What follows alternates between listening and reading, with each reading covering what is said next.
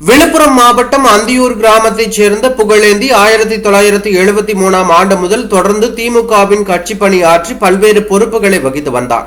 திமுகவின் மூத்த அமைச்சர்களில் ஒருவரான பொன்முடியின் தீவிர ஆதரவாளரான இவர் கடந்த 2019ஆம் ஆண்டு விக்கிரவாண்டி தொகுதியில் நடத்தப்பட்ட இடைத்தேர்தலில் போட்டியிட்டு தோல்வியடைந்தார்.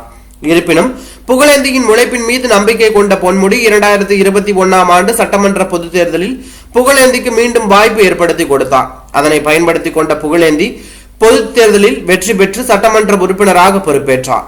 இதனிடையே சட்டமன்ற உறுப்பினர் புகழேந்திக்கு கல்லீரலில் புற்றுநோய் பாதிப்பு இருந்ததாக கூறப்படுகிறது. ஆனால் அதனை முறையாக கண்டுகொள்ளாத புகழேந்தி தொடர்ந்து கட்சி பணியிலும் மக்கள் பணியிலும் தீவிரம் காட்டி வந்ததாக கூறப்படுகிறது. மேலும் மக்களவை தேர்தலுக்காக தொடர்ந்து தீவிர பிரச்சாரத்தில் ஈடுபட்டு வந்தார். நேற்று மாலை முதலமைச்சர் விழுப்புரத்தில் கலந்து கொண்ட பிரச்சார கூட்டத்திலும் புகழேந்தி கலந்து கொண்டார். அதன் பின்னர் புகழேந்திக்கு திடீரென உடல்நலக்குறைவு ஏற்பட்டதை தொடர்ந்து ரத்த வாந்தி எடுத்ததாக கூறப்படுகிறது.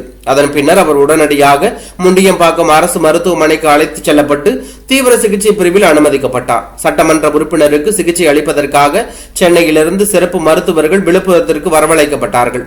சிகிச்சை பலனின்றி சட்டமன்ற உறுப்பினர் புகழேந்தி பரிதாபமாக உயிரிழந்தார். எம்எல்ஏவின் உயிரிழப்பால் அதிர்ச்சி அடைந்த அமைச்சர் பொன்முடி உடனடியாக மருத்துவமனைக்கு வந்து குடும்ப உறுப்பினர்களுக்கு ஆதரவு கூறினார்.